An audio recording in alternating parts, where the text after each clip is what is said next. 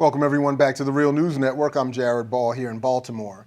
Executive editor and founder of Black Agenda Report, Glen Ford, joins us once again for the report that bears his name, the Ford Report. Syria is to be your focus in this report, Glen, and I understand that you see as major issues confronting that country and region, among others, the inability of the United States to wean itself off dependence on so-called terrorist organizations and jousting between various circles of elites. Again, welcome back to the Real News, and if you would, please elaborate.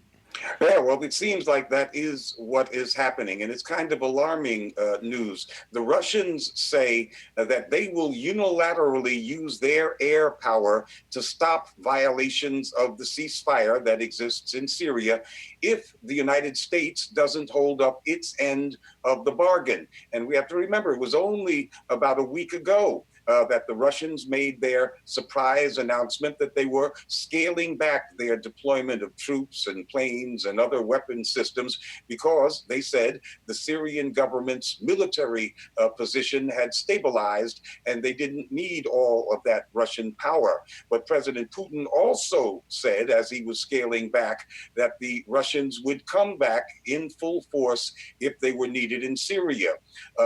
The Russian scale back was also thought of by many folks as evidence that Moscow and Washington had reached some kind of strategic understanding, that the U.S. had backed off of its demand that Assad somehow must go. And many people thought, or hoped at least, that it meant the U.S. was scaling back, backing off its historical support for these jihadist terrorist groups. So the Russians' new warnings to the United States, especially coming so soon after the partial pullout, probably confuse a lot of people. The reason that the Russians are upset is that the Americans actually have not fully complied with the agreement that they reached back in late February. That agreement called for the Russians and the Americans to coordinate their attacks on the two major jihadist terrorist organizations. That is ISIS, of course, but also al-Nusra. Al-Nusra is the al-Qaeda affiliate in Syria.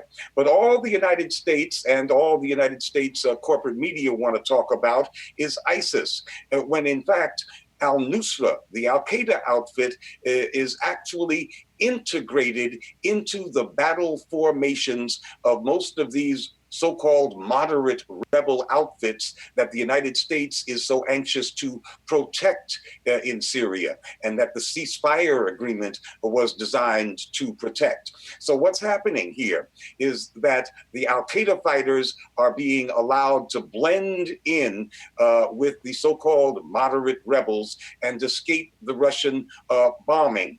And the U.S. is facilitating that kind of tactic.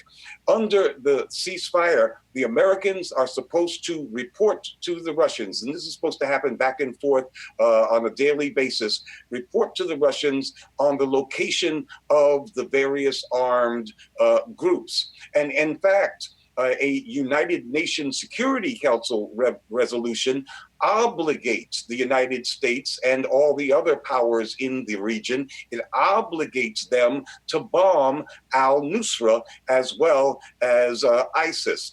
That's according to this UN resolution. But the United States has not been doing that. They've been bombing ISIS, but not al-Nusra.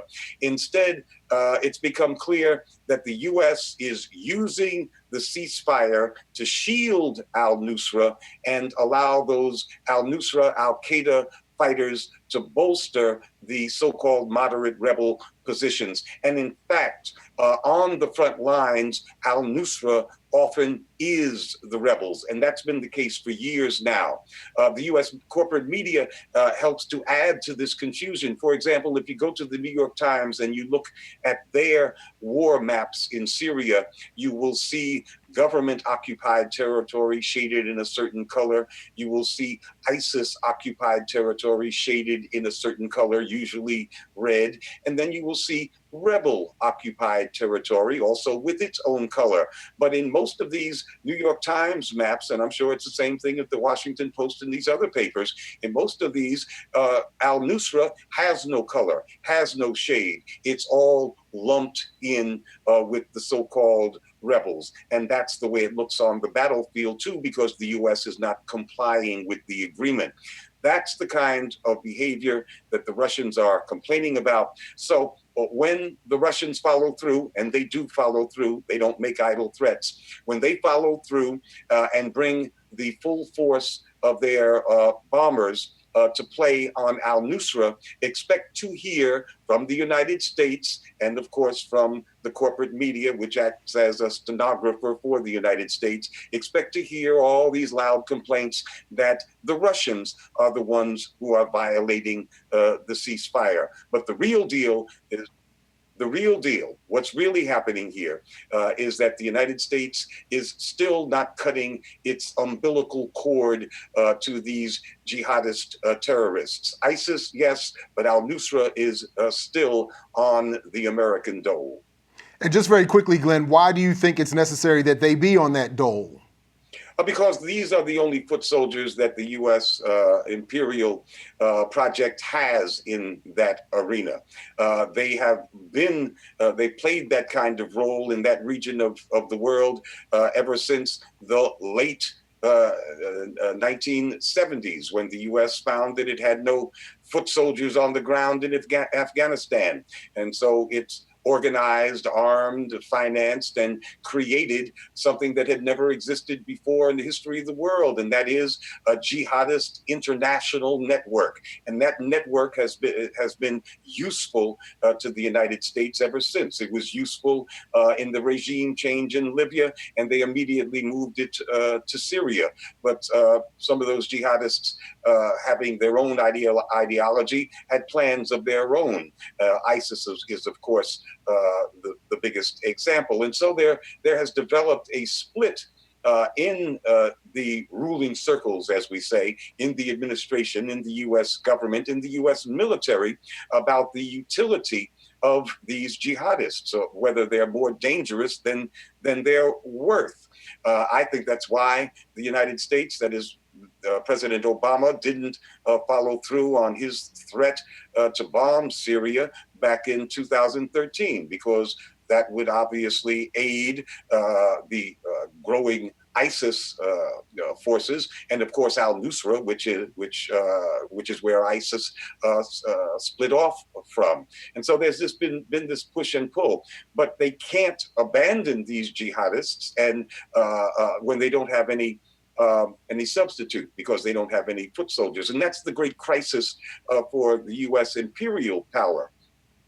Well, Glen Ford, thanks again for joining us here at The Real News for your Ford Report. We appreciate this unpacking of the crisis in Syria. Thank you.